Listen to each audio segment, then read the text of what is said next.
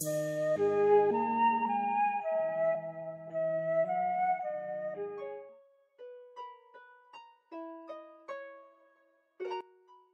tout le monde, aujourd'hui nous allons parler d'Apophis, le dieu égyptien du chaos et le mal incarné. Nous allons parler de ses origines dans la mythologie, sa relation avec les autres dieux, les principaux mythes autour de lui et son rôle dans la culture populaire. Apophis est le dieu de la mythologie égyptienne des forces mauvaises et de la nuit, personnifiant le chaos, le mal, l'obscurité, la fin du monde et cherchant à anéantir la création divine. Il est l'ennemi principal du dieu soleil Ra et est notamment responsable des éclipses du soleil. Son nom en égyptien ancien signifiait géant ou serpent géant. Il est le fils de Neit et il est connu sous le nom de crachat de Neit. Apophis était représenté comme un grand serpent, le plus souvent avec une taille gigantesque dépassant l'entendement humain ou parfois représenté comme un être mi-serpent, mi-homme. Dans la plupart des représentations, il était soumis, battu ou tué pour représenter le triomphe du bien. On lui attribuait aussi certains rôles météorologiques comme la foudre, les tempêtes et bien sûr les orages. Les serpents représentaient souvent les divinités et la royauté, mais Apophis était le symbole des forces hostiles.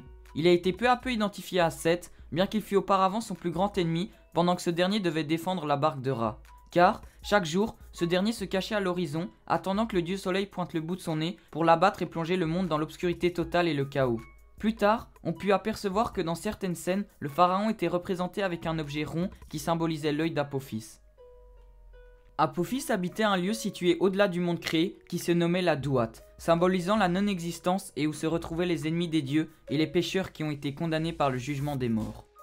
Chaque matin et chaque soir, l'immense serpent Apophis attaquait la barque du soleil dans l'espoir de l'empêcher d'atteindre son but et de détruire l'ordre établi. Mais, à chaque fois les défenseurs de la barque étaient vainqueurs et l'horizon se teintait du sang rouge du serpent qui représentait l'aube. Isis utilisait toute sa magie pour priver Apophis de ses sens et le désorienter. Le chat de Ra, Bastet, le découpait en morceaux à l'aide d'un grand couteau. Seth, lui, l'attaquait avec son harpon. On trouvait fréquemment des images d'Apophis ligoté et transpercé de flèches. Quand une éclipse se produisait, c'était que le serpent réussissait à avaler le bateau. Il était régulièrement vaincu. Apophis n'était cependant jamais complètement détruit, car son existence faisait partie de l'univers. La haine qu'Apophis avait envers le dieu du soleil, Ra, provint du fait que lorsque le monde a été créé, au tout début, c'était le chaos et Apophis était seul.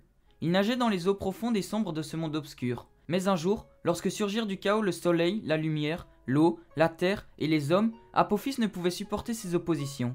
C'est pour cela que jour après jour, Apophis s'acharnait pour mettre fin à ce nouveau monde et le replonger dans le chaos et le néant. Cette légende montre la fragilité de l'ordre universel. Dans notre culture populaire, il est présent dans le jeu vidéo Rage. C'est le nom de l'astéroïde qui percuta la Terre.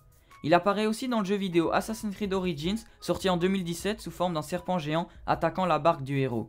Et enfin, il est l'antagoniste principal de la série de romans Les Chroniques de Kane de Rick Riordan.